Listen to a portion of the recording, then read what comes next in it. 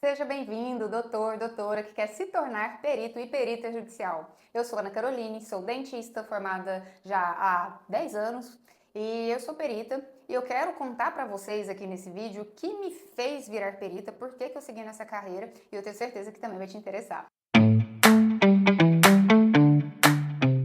Eu conheci a perícia, não foi na odontologia, eu conheci a perícia através da engenharia, através de um engenheiro que eu conheço, que ele começou a trabalhar com perícias na parte dele de engenharia e começou a faturar 50 mil por mês. Porque eu sou rica! Eu sou rica! Sim, ele faturou 50 mil por mês. E aquilo que era uma renda extra para ele virou um trabalho, né? Um trabalho. Ele deixou o trabalho dele para se dedicar à perícia. E aí eu olhei aquilo e falei assim, caramba, existe isso na odontologia também? E fui pesquisar. E assim que eu entrei na perícia, eu queria ter uma renda extra, né? Então, dentista, sou ortodontista, trabalhando para o consultório dos outros, queria ter uma renda extra e aí, vendo a realidade desse engenheiro, falei, ué, por que não? Fui para a perícia odontológica. Quando eu entrei, eu não sabia absolutamente nada. Eu fiquei muito perdida, porque era assim, é uma profissão nova, né? Então tem os termos jurídicos que eu não entendia, nunca tinha visto como que era um processo, não entendia como que funciona o trâmite judicial. Eu sabia que existia processo, mas não sabia exatamente como que funcionava cada coisa ali dentro, né? E por sorte, tive uma ajuda aí de pessoas que já trabalham na área de perícia, que conseguiram me orientar, e de uma advogada também que trabalha nessa área, e aí através disso tive orientações para conseguir realizar minhas primeiras perícias. É mesmo, é?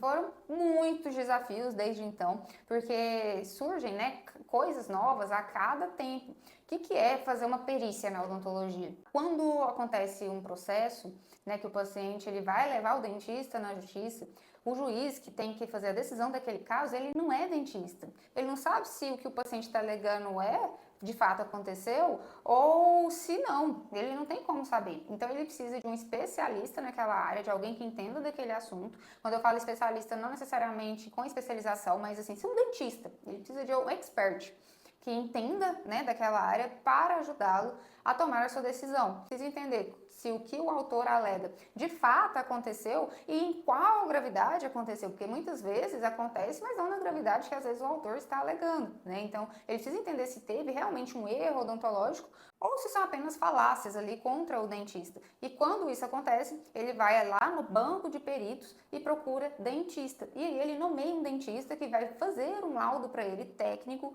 explicando tudo o que aconteceu naquele tratamento.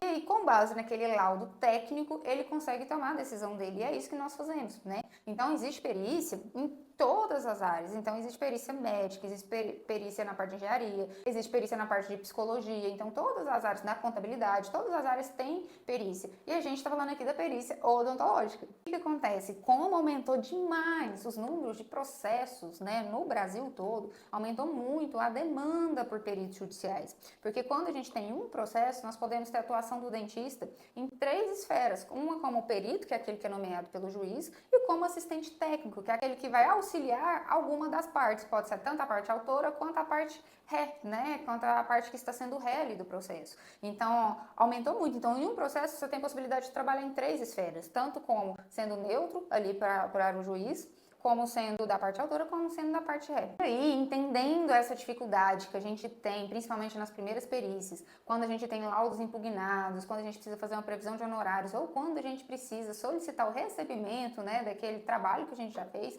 sabendo dessa dificuldade, sabendo que o direito ele tem um linguajar próprio, decidi ensinar outros dentistas que também querem trilhar esse caminho, porque é um caminho que tem uma renda muito boa, você consegue, você que vai passar os seus honorários, mas você consegue de R$1.000 a R$10.000 por laudo, você vai trabalhar da sua casa, você não precisa de estar no consultório para fazer isso, você precisa de um computador, nem precisa da segunda tela, você já consegue escrever o seu laudo pericial tranquilamente.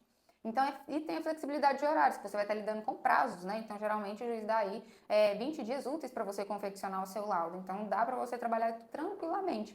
E sabendo da dificuldade que os dentistas têm, tanto na parte escrita, quanto para entender o que está acontecendo naquele processo judicial e que ele, de fato, precisa fazer, nós criamos essa mentoria, em que eu quero te auxiliar nos seus primeiros processos. Eu quero te ensinar, quero te dar modelo, quero pegar na sua mão e tirar todas as suas dúvidas para que você consiga trilhar esse caminho com segurança. Eu não estou sozinha nessa, eu tenho comigo uma advogada que vai auxiliar em toda a parte jurídica dos seus processos. Então você vai conseguir entender com tranquilidade como funciona um trâmite judicial.